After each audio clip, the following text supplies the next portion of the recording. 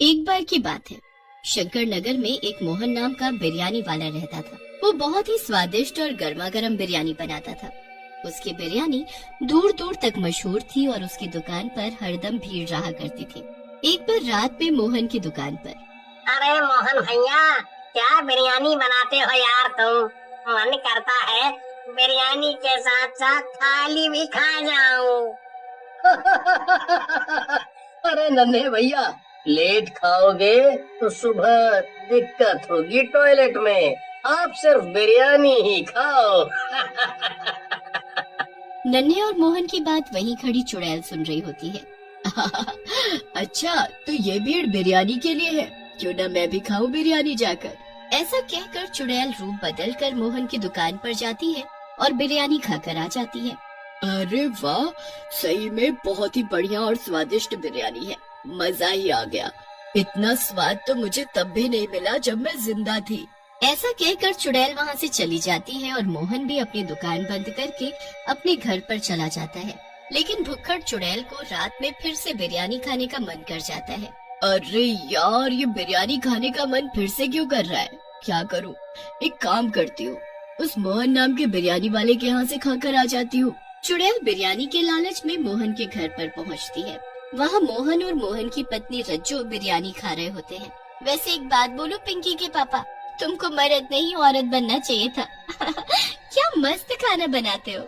रज्जो की बात सुनकर मोहन हंसते हुए कहता है। अरे मेरी रज्जो डार्लिंग, इस घर की मर्द तो तुम ही हो।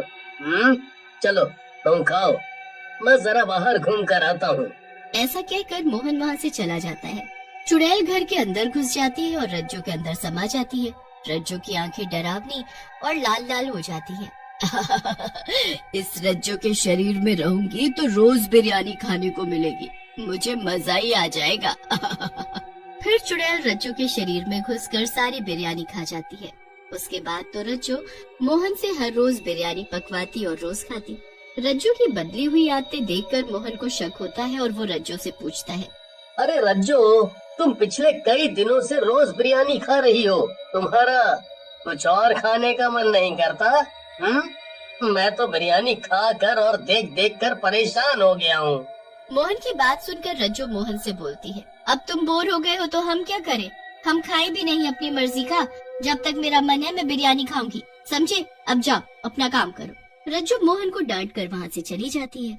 मोहन भी अपने काम पर लग जाता है। एक रात चुड़ैल बाहर निकलती है और रज्जो से बोलती है, अरे रज्जो, तू तो बड़ी ही किस्मत वाली है। क्या मस्त बावर्ची पति मिला है तुझे, क्या मस्त मस्त बिरयानी बनाकर खिलाता है तुझे। चुड़ैल की बात सुनकर रज्जो कहती है, चुड़ैल, तुम कहाँ से आई हो और यहाँ क्या कर रही हो? मैं जहाँ कहीं से भी आई हूँ, लेकिन अब मैं तेरे शरीर में ही रहती हूँ और जब तक मेरा मन करेगा मैं तेरे शरीर में ही रहूंगी, समझी क्या? चुड़ैल की बात सुनकर रज्जो चुड़ैल से बोलती है, नहीं नहीं चुड़ैल जी, ऐसा मत करिए, मुझे जाने दीजिए। लेकिन चुड़ैल फिर से रज्जो के शरीर के अंदर समा जाती है। इस तरह कई दिन बीत जाते हैं। एक दिन मोहन बिरयानी बनाने की तैयारी कर रहा होता है, तभी वहाँ रज्जो आती है और बोलती है, अरे क्या हुआ जी, अभी तक बिरयानी नहीं बनाई आपने? चलो आज मैं भी देखती हूँ आप बिरयानी कैसे बनाते हैं।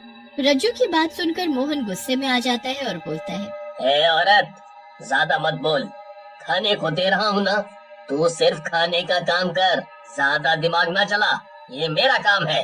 मोहन को गुस्से में देखकर रज्जो वहाँ से चली जाती है। मोहन अपने काम में लग जाता है और बिरयानी बनाकर बाजार में बेचने चला जाता है। ये मोहन बिरयानी बनती देखने के नाम पर इतना क्यों उछल रहा है? ये ऐसा क्या करता है जो मैं नहीं देख सकती? मुझे पता लगाना होगा इसकी बिरयानी का राज। उसके बाद रज्जो मोहन पर नजर रखने लगती है, लेकिन बहुत कोशिशों के बाद भी उसे बिरयानी बनाने का तरीका पता नहीं चल पाता। लेकिन एक रात जब मोहन बिरयानी बनाने की तैयारी कर रहा होता है, रज्जो छिपकर देखने लगती है। जब से मैं इस बिरयानी में बच्चों का मांस मिला रहा हूँ, तब से लोग बहुत ही चटकारे लेकर बिरयानी खा रहे हैं। अगर ऐसा ही रहा तो मैं बहुत जल्द इस शहर का सबसे अमीर आदमी बन जाऊंगा। मोहन की बात सुनकर रज्जो हैरान रह जाती है और डरावनी आवाज में बोलती है, अरे ये मोहन तो बहुत बड़ा शैतान निकला। छोटे छोटे बच्चों का मांस मिलाकर इसमें खिला रहा है। इस दुष्ट की तो जान ले लेनी चाहिए। मुझे इसकी पत्नी को सब बताना चाहिए। ऐसा कहकर चुड़ैल रज्जो के शरीर से बाहर आ जाती है और रज्जो को मोहन के बारे में सब बताने लगती है, जिसे सुनकर रज्जो हंसने लगती है और बोलती है, चुड़ैल की बच्ची, ये सब मैं जानती हूँ। मोहन ये सब कुछ मेरे कहने पर ही तो कर रहा है। रज्जो की बात सुनकर चुड़ैल हैरान रह जाती है और गुस्से में बोलती है, क्या तुम दोनों इंसान कहलाने के लायक नहीं हो? तुम छोटे छोटे बच्चों को मार रहे हो। ये गलत है। मैं तुम दोनों को मार डालूंगी। लेकिन चुड़ैल जैसे ही रज्जो को मारने की कोशिश करती है, चुड़ैल रज्जो के आर पार निकल जाती है। चुड़ैल, तुम मुझे नहीं मार सकती क्योंकि मैं पहले से ही मरी हुई हूँ। मेरे पति इंसानी बच्चों की बलि दे रहे हैं ताकि मैं जिंदा हो सकूं। रज्जो की बात सुनकर चुड़ैल गुस्से में बोलती है, तुम दोनों पागल हो गए हो। कहीं इंसान की बलि देने से भी कोई अमर हुआ है? चुड़ैल और रज्जो बातें कर ही रहे होते हैं कि तभी वहाँ गांव वाले मशाल लेकर आ जाते हैं और चुड़ैल की तरफ देखते हुए बोलते हैं, दुष्ट चुड़ैल, तो ये तू है जिसने हमारे बच्चों को हमसे छीना।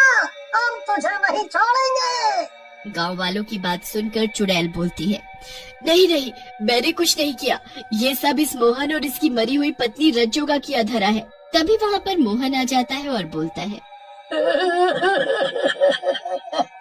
देखा भाइयों, मैंने कहा था ना कि ये चुड़ैल आखिरी में हम दोनों पति पत्नी पर ही ये झूठा आरोप लगाएगी। अब तुम गांव वालों की मर्जी है, जैसा करना हो करो। अरे कैसी बात करते हो मोहन भैया, हम नहीं जानते क्या आपको?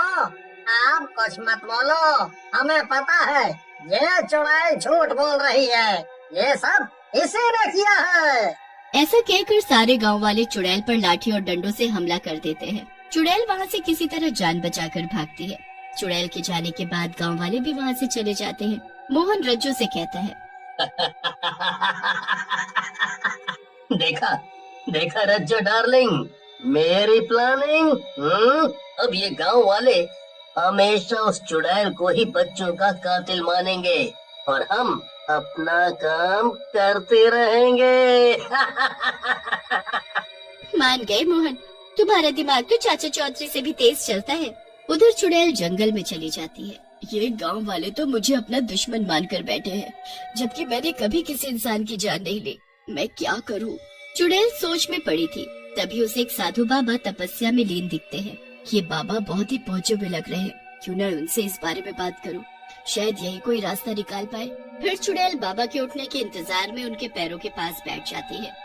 थोड़ी देर बाद जब बाबा की आंख खुलती है, बेटी, तुम यहाँ? क्या हुआ? आज एक चुड़ैल को इस बाबा की जरूरत कैसे पड़ गई? बाबा की बात सुनकर चुड़ैल कहती है, बाबा, मुझे अपने लिए आपकी जरूरत नहीं है, बल्कि इस गांव के बच्चों की रक्षा के लिए आपकी जरूरत है। फिर चुड़ैल बाबा को मोहन और उसकी पत्नी रज्जो के बारे में पूरी बात बता देती है, जिसे सुनने के बाद बाबा बोलते हैं, इन दुष्ट पति पत्नी का कुछ करना होगा। इस मोहन को जरूर काला जादू आता है, जिससे इसने अपनी मरी हुई पत्नी की आत्मा को वश में कर रखा है। मुझे ले चलो उन दोनों के पास। फिर बाबा और चुड़ैल मोहन के पास चले जाते हैं। मोहन बाबा और चुड़ैल को देखकर बोलता है, पहली बार साधु और चुड़ैल को साथ में देख रहा हूँ। मजा आ गया। मोहन, ज्यादा ही मत कर और अपनी पत्नी की आत्मा को यहाँ से जाने दे और बच्चों की हत्या बंद कर, नहीं तो मुझसे बुरा कोई नहीं होगा। ऐसा कहकर बाबा अपने हाथ ऊपर करते हैं। उनके हाथों से एक तेज रोशनी निकलती है जो रज्जो के ऊपर पड़ती है। रज्जो वहाँ से गायब हो जाती है। ये देख मोहन गुस्से में आग बबूला हो जाता है। ये क्या किया बुड्ढे? मेरी मेहनत बर्बाद कर दी, मेरी पत्नी की आत्मा को यहाँ से भेज दिया। अब तेरी बारी है। ऐसा कहकर बाबा एक त्रिशूल से मोहन की गर्दन काट देते हैं। बाबा, आप धन्य हैं, आपने कितने मासूम बच्चों की जान बचा ली, नहीं तो ये दुष्ट उनको ऐसे ही मार डालता।